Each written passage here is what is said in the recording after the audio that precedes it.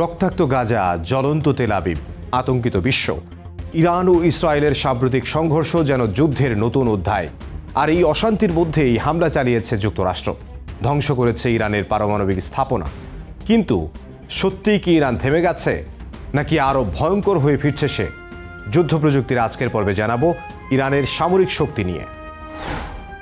24 June সমঝোতা এসেছে Iran Israel. রক্তক্ষয়ী সংঘর্ষে প্রাণ হারিয়েছে বহু মানুষ। আমেরিকাও হামলা চালিয়েছে, ইরানের পারমাণবিক স্থাপনা ধ্বংস করেছে বলে দাবি করেছে। আবার শঙ্কাও প্রকাশ করেছে তাদের সেই পরমাণু কর্মসূচি চালিয়ে যাচ্ছে বলে। এমন পরিস্থিতিতে নতুন করে সামনে এসেছে ইরানের সামরিক সক্ষমতার বিষয়টি। 2024 সালেও ইসরায়েলকে হামলা করে এবং গোটা বিশ্বকে চমকে দিয়েছিল ইরান। তারপর অত্যাধুনিক সমরাস্ত্র এনে নিজেদের শক্তিশালী প্রতিপক্ষ হিসেবে প্রস্তুত করেছে দেশটি। কিন্তু কিভাবে একের পর এক নিষেধাজ্ঞা সামলে শক্তিশালী হয়ে উঠল ইরানের সামরিক বাহিনী? সত্যি কি যুক্তরাষ্ট্রের সাথে টক্কর দেওয়ার ক্ষমতা রয়েছে ইরানের? ইরানের সামরিক সক্ষমতার ইতিহাস বেশ পুরনো। প্রায় 100 বছর আগে আধুনিক সামরিক বাহিনী গড়ার উদ্যোগ নেন সম্রাট রেজা শাহ পাহলভি। দেশটিকে আঞ্চলিক শক্তিতে পরিণত করতে হাজারো অফিসারকে বিদেশে মিলিটারি একাডেমিতে প্রশিক্ষণে পাঠান তিনি। তেল বিক্রির টাকায় সেই 60 থেকে 70 দশকেই আমেরিকা থেকে আধুনিক অস্ত্র কেনে ইরান। যদিও 1979 সালে দাঙ্গা, ধর্মঘট আর বিক্ষোভের কারণে দেশ ছেড়ে পালাতে হয় সম্রাট রেজাকে। তবে সে সময় মধ্যপ্রাচ্যের সবচেয়ে শক্তিশালী সামরিক বাহিনী ছিল ইরানের। বিপ্লবের পর আয়াতুল্লাহ রুহুল্লাহ খামেনির আমলে মার্কিন নাগরিক জিম্মি ইস্যুতে দেশটির সাথে সম্পর্ক ছিন্ন করে যুক্তরাষ্ট্র। ফলে বাকি থাকা অস্ত্রের সরবরাহ পায়নি ইরান। সে সময় একঘরে এবং সামরিকভাবে দুর্বল হয়ে পড়ে দেশটি। পরবর্তীতে আবারও নতুন করে গড়ে তোলা হয় ইসলামিক রেভলিউশনারি গার্ড। 1980 সালে ইরানে হামলা চালায় ইরাক। প্রাথমিকভাবে দুর্বল হয়ে পড়লেও ধীরে ধীরে পাল্টা আঘাতের সক্ষমতা অর্জন করে ইরান। সে সময় লিবিয়া, উত্তর কোরিয়া, এমনকি চীন, রাশিয়া থেকেও সাহায্য নেয় তারা। অবৈধ পথে অস্ত্র আনার পাশাপাশি অর্জন করে অস্ত্র তৈরির দক্ষতা। 1982 সালে ইরাকেই পাল্টা হামলা চালায় ইরান। নানা ইস্যুতে পরবর্তী 4 দশকে শতাধিক নিষেধাজ্ঞা দেয়া হয় ইরানের ওপর। এ সময়কালে নিজেদের সামরিক শক্তি বাড়াতে নিজেরাই অস্ত্র তৈরিতে ঝুঁকে দেশটি। বর্তমানে ইরানের কাছে আছে নিজস্ব প্রযুক্তিতে তৈরি অত্যাধুনিক ড্রোন আর ব্যালিস্টিক মিসাইল। পারমাণবিক অস্ত্রের মজুদের ব্যাপারে অভিযোগ থাকলেও তা নিয়ে কোনো তথ্য প্রকাশ করেনি ইরান। 2025 সালে সামরিক শক্তি পর্যবেক্ষক প্রতিষ্ঠান গ্লোবাল ফায়ার পাওয়ারের র্যাঙ্কিংয়ে বিশ্বের 145টি সামরিক শক্তির মধ্যে ইরানের অবস্থান 16তম। প্রতিষ্ঠানটির প্রকাশিত প্রতিবেদন অনুযায়ী ইরানের সক্রিয় সেনা সদস্যের সংখ্যা 6,10,000 আর সংরক্ষিত সদস্য আছে আরও 3,50,000। বিশেষভাবে প্রশিক্ষিত ইসলামিক রেভলিউশনারি গার্ড কর্পস বা IRGCর সদস্য 2,20,000।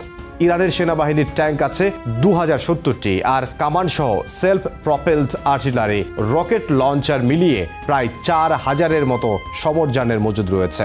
বিমান বাহিনীতে রয়েছে 551টি যুদ্ধ বিমান। এর মধ্যে 188টি ফাইটার জেট, 21টি অ্যাটাক বিমান, 128টি হেলিকপ্টার।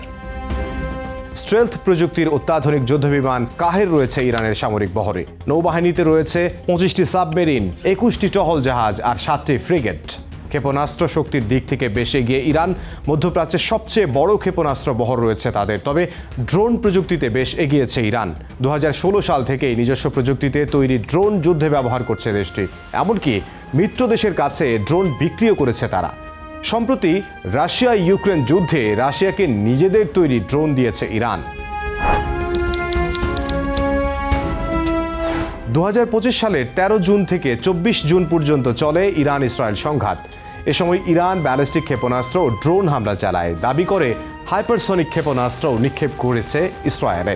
কাতারে মার্কিন ঘাঁটিতেও হামলা করেছে তারা। পরে যুক্তরাষ্ট্রের মধ্যস্থতায় যুদ্ধবিরতিতে সম্মত হয় ইরান ইসরায়েল। এর আগে 2024 সালের 1 অক্টোবরে ইসরায়েলে 2 শতাধিক ক্ষেপণাস্ত্র হামলা চালিয়েছিল ইরান। এই হামলায় ইসরায়েলের প্রতিরক্ষা ব্যবস্থা মার্কিন প্রযুক্তির আয়রন ডোমও অকার্যকর হয়ে পড়ে। মিসাইল হামলার শিকার হয় তেল আবিবের কাছে থাকা মোসাদের অফিসও। ইরানের দাবি, একই বছরের জুলাই মাসে হামাস নেতা ইসমাইল হানিয়াকে তেহরানে হত্যা এবং বৈরুতে হিজবুল্লাহর প্রধান হাসান নাসরুল্লাহকে হত্যার প্রতিশোধ নিতেই এই হামলা চালিয়েছিল তারা। তাছাড়া অতীতেও নিজেদের সামরিক সক্ষমতার প্রমাণ দিয়েছে ইরান। বিশ্বজুড়ে দেশটির আল কুদস ফোর্স নানা অভিযানের কারণে বেশ পরিচিত। সিরিয়ায় প্রেসিডেন্ট আসাদকে বাঁচাতে ইরাকে শিয়া মিলিশিয়াদের সহায়তায় এবং আইএসের বিরুদ্ধে লড়াইয়ে ভূমিকা রাখে এই সামরিক দলটি। মধ্যপ্রাচ্যের সামরিক শক্তিধর দেশ হলেও যুক্তরাষ্ট্রের মতো ক্ষমতাধর দেশের সঙ্গে টক্কর দিতে পারবে কিনা ইরান তা নিয়ে এখনও নিশ্চিত করে বলা যাচ্ছে না, তবে প্রতিরোধ গড়ে তোলার মতো শক্তি রয়েছে দেশটির। ইতিমধ্যেই সেই সক্ষমতার প্রমাণ পাওয়া গেছে ইসরায়েলে হামলার ঘটনায়। তাই পশ্চিমা বিশ্বের মাথা ব্যথার আরেক নাম এখন ইরান। ইসরায়েলের সঙ্গে সংঘাতের পর ইরানের আকাশ প্রতিরক্ষা ব্যবস্থা যে দুর্বল তার প্রমাণ মেলে, তাই আকাশ প্রতিরক্ষায় তাদের জোর দেওয়ার ব্যাপারে সোচ্চার হওয়ার সময়ের দাবি। বিভিন্ন আন্তর্জাতিক গণমাধ্যমের প্রতিবেদন অনুযায়ী ইরান তাদের আকাশ প্রতিরক্ষায় চীনের দ্বারস্থ হতে পারে এবং চেংদু J-10C যুদ্ধবিমান কেনার ব্যাপারে ইরান আগ্রহী বলেও প্রতিবেদনে উল্লেখ করা হয়।